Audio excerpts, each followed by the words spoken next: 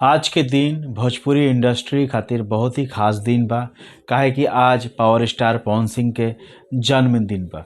उनकर जन्म 5 जनवरी 1986 के आरा में भइल रहे। फ्रेंड्स, वैसे तो बचपन से ही पवन सिंह के एगो सिंगर बने का सपना रहे।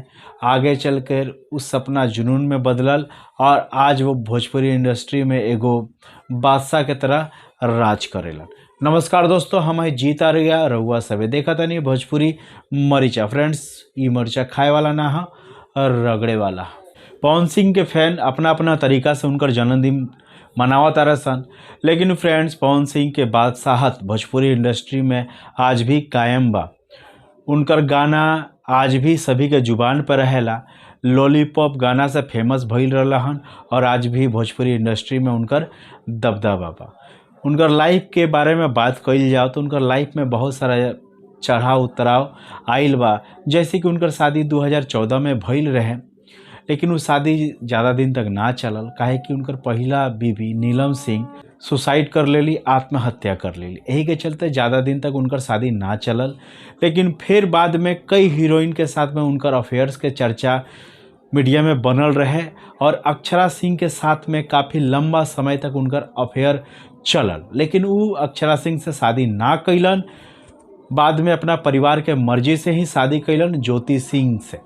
लेकिन उनकरो संग में तलाक होखे वाला बा, तो समझ ली तलाक होइए जाई। बलिया कोर्ट में बहुत हंगामा भी भइल रहे ये सब चीज़ के लेके।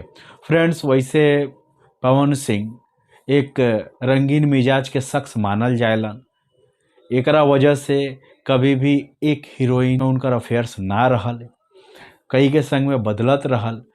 और फ्रेंड्स, पियकरी के लेके भी पवन सिंह का नाम बहुत खराब बा। बहुत सारा सिंगर उनकर ऊपर में इल्ज़ाम लगैले बरसन कि पीला के बाद में उनकर होश ना रहेला और वो सब केहू के गरियावेलन और अनाप शनाप बोलेलन। वैसे भी फिल्म स्टार फिल्म समाज के जागरूक करे के एक माध्यम है, रास्ता है। लेकिन कुछ स्टार अपन गरिमा के भुला गइल बा लोग, अपन कामयाबी के नशा में इतना चूर बा लोग कि वो लोग समाज नज़र नहीं आवत। समाज खाली एगो पैसा कमाए के माध्यम बन के रह गइल बा। काहे कि समाज के वो रास्ता नहीं देखावे पावत लोग। एकर कारण ये बा अश्लीलता, अश्लील गाना, अश्लील काम, जोन फिल्म इंडस्ट्री भोजपुरी के आगे बढ़त रहे ओकरा के अभी धीरे धीरे डुबा दिले बा लोग।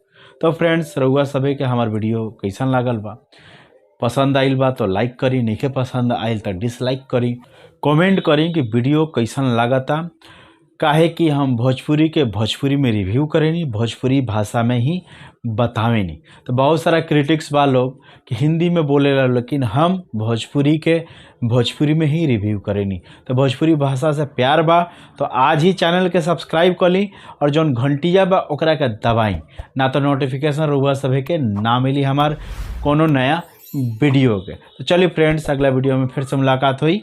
जय बिहार, जय हिंद।